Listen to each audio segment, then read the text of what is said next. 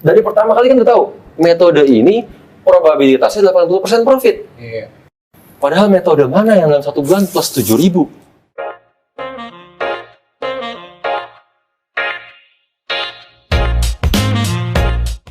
Halo teman-teman, balik lagi sama saya Victor Excel di Education Series Trading for Living kami. Nah, udah pada tahu dong, kali ini kita akan bahas tentang metode. Berhubung kita bahas metode, ternyata nggak kalian doang nih yang penasaran.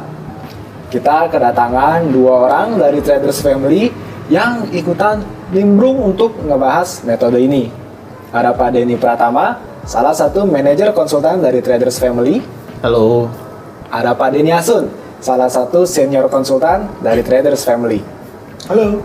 Dan pastinya bersama Pak Tito. Halo. Nah, di video ini kita akan ngebahas kenapa sih orang gonta-ganti metode tapi hasilnya tuh tetap aja loss. Di video ini kita akan ngebahas juga metode seperti apa sih yang bisa bikin kita profit. Oke, sebelum kita lanjut, teman-teman bisa subscribe, turn on notification biar gak ketinggalan video-video kita selanjutnya. Nih, langsung aja Pak. Metode kayak apa sih yang bikin kita profit Pak? Oke, jadi sebenarnya pertanyaannya bukan metode seperti apa, tapi metode yang bagaimana yang bisa membuat kita profit. Dan karena trading itu seharusnya sangat-sangat simple. Orang yang sering kali bikin trading jadi complicated. Dengan sesimpel kita begini, kalau kita dari sini mau ke Senayan, kan itu kan kemungkinannya cuma ada 2, hujan atau enggak. Iya. Benar kan? Iya. Oke, lalu apa yang kita lakukan untuk memastikan ini nggak hujan? Kita analisa dong. Analisanya gimana sih? Kita lihat langit. Oh, langitnya gelap atau enggak? Mendung atau enggak? Benar ya? Setelah itu kita lihat anginnya kencang apa enggak? Dan setelah kita, oh ternyata langitnya gelap, anginnya kencang, kemungkinannya hujan. Ya kan? Kalau langitnya cerah, nggak ada angin, nggak hujan. Iya, Harusnya, nggak hujan. ya. Harusnya kan tadi kan dibilang kan? Ah, Berarti bisa dong langitnya cerah tapi hujan. Bisa juga. Bisa kan? Berarti bisa dong langitnya gelap tapi nggak hujan. Bisa juga. Bisa kan? Ngomong kayak Dalam artian semua ini kan bicara soal kemungkinan, ya kan? Yang kalau dalam dunia trading itu disebutnya dengan istilah probabilitas, benar kan? Nah, trading seharusnya sesimpel itu. Awalnya yang namanya trading itu semua serba 50-50. Kita bilang nih semua serba 50-50, serba 50-50 ya. Karena cuma ada buy dan sell, betul? iya. Cuma ada marketnya naik atau turun, ya kan? Cuma ada profit atau loss, nggak ada yang lain kan? Iya. Ini kalau saya bicara tentang profit dan loss, itu pastikan artinya adalah TP atau SL ya, bukan profit yang diintervensi, itu nggak termasuk. Nah, balik lagi, tujuan kita belajar, kita menganalisa, ini kan untuk meningkatkan probabilitas ini kan, sama seperti kita menganalisa hujan atau enggak.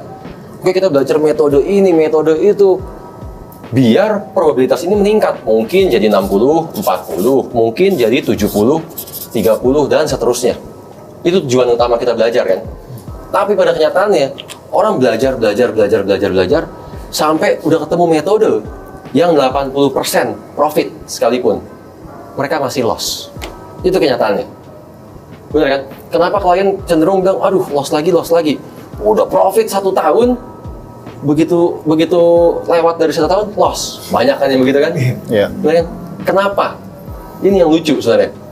Satu penyebab utamanya, saat orang dikatakan punya metode yang 80% profit. Oke, berarti 80-20. Ya kan? Dikatakan 80% profit. Nah, inilah yang menjadi problem pertama. Inilah yang jadi titik awal permasalahan pertama. Semua orang cuma berpikir dari kata-kata profit. Semua orang hanya ingat profit. Ya, sampai saat menjalankan, mereka trading profit, sampai akhirnya mereka lupa bahwa ada 20% kemungkinan mereka loss. Saking fokus sama profitnya kali ya. Iya, akhirnya mereka lupa. Dari pertama kali kan udah tahu metode ini probabilitasnya 80% profit. Iya. Keasikan profit kan? Akhirnya sekalinya loss ini terjadi, 20% loss ini terjadi, apa yang mereka lakukan? Itu yang saya tanyakan di video sebelumnya kan. Dan kebanyakan orang, ini kalau kita bicara 100 trade ya, dalam 100 kali trade berarti kan ada 80 kali yang Profit. 20 kali yang loss. Iya kan? Nah, karena mereka hanya ingat profit, akhirnya mereka nggak siap untuk loss. Mereka nggak bisa terima bahkan saat mereka loss. Ini penyebab pertama yang menjadi akhirnya bumerang buat orang-orang. Dan orang menyalahkan apa? Metodenya. Bener kan? Wah, metodenya nggak bener nih. Aduh, metodenya bikin saya loss. Aduh, saya ditipu. Whatever lah. Itu yang sering kali terjadi. Kenapa ini cenderung kerap terjadi? Karena orang mayoritas saat trading itu fokusnya hanya pada transaksinya. Dalam artian mereka melihatnya trade per trade. Mereka fokusnya ngeliatnya trade per trade, bukan per tutup buku, minimal per tutup buku bulanan. Ya kan? Seperti yang saya sudah bahas juga, trading itu adalah sebuah bisnis, harusnya ngeliatnya per tutup buku, minimum tutup buku bulanan. Kita kembali, saat orang ngeliatnya trade per trade, ya kan? Trading profit, kayak 1 kali loss, 2 kali loss, ya kan? Katakanlah modal awalnya 10.000, 10.000 naik nih jadi 20.000, ya kan? 20.000 turun ke 17.000. Mayoritas orang akan mengatakan apa? Mereka baru loss 3.000. Bener nggak? Ya. Inilah problemnya orang yang melihatnya per transaksi, melihatnya trade per trade. Kalau melihatnya per tutup buku bulanan, mereka akan bilang plus 7.000.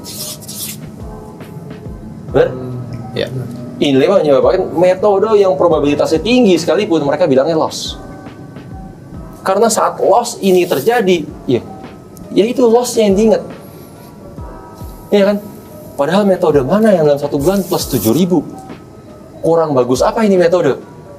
Tapi selalu ngeliatnya, waduh, saya baru loss 3.000. Bukan saya masih profit 7.000. Itu problemnya. Dan lagi-lagi disalahkan metode. Benar kan? Iya. Yang lebih parah lagi adalah orang itu cenderung saat trading, kan saat mereka trading, katakanlah balik kita metodenya 80-20, ya kan? Yang tadi kita bahas kan, berarti ada 20 kali kemungkinan untuk loss, ya kan? Sebelum kita menjalannya kita tahu nih akan terjadi di 20 kali ini. Tapi most people, kebanyakan orang mereka akan terjadinya apa sih? 1 kali loss, 2 kali loss, 3 kali loss. Saat 3 kali loss, mereka yang cenderung akan modifikasi metodenya. Atau diubah sekalian. Ini yang kebanyakan orang lakukan. Baru sampai 3 kali loss. Kenapa? Dalam ilmunya ini disebutnya the magic of three. Ya kan? Yang simpelnya adalah gini. Kalau kita kembali ke Senayan ya. Kita mau ke Senayan biasa lewat apa? Lewat Tamrin misalkan. Kita jalan lewat Tamrin, hari ini kita lewatin macet. Besok kita lewat macet. Lusa kita lewat macet. Akhirnya kepala kita mengatakan apa? Tamrin macet. Nggak mau lewat situ lagi kan? Nggak mau lewat situ lagi kan? Baru 3 kali ya? Baru 3 kali. Padahal kalau mereka laluin ini 100 kali, itu cuma 20 kali yang macet. 80 kalinya itu lancar-lancar aja. Tapi Tamrin macet. Itu yang mereka rekam kan? Betul. Dalam artian the magic of three ini, orang saat mengalami kejadian buruk 3 kali, mereka akan menganggap kejadiannya akan terus berulang. Sisi traumanya terusik. Setelah orang akhirnya diubah nih metodenya, diubah, dimodifikasi, apapun lah. Kan banyak juga udah dimodifikasi, diubah, habis itu dikombinasi. Ya. Betul ya? Betul. Wah, ketemu metode baru lagi makanya kan. Sampai akhirnya yang tanpa orang sadar, mereka ubah, mereka modifikasi terus aja begini. Tanpa mereka sadar, mereka sekarang udah nggak tahu lagi metode yang mereka jalankan ini. Mereka akhirnya udah nggak sadar. Setelah diubah, dimodifikasi, probabilitasnya sekarang berapa?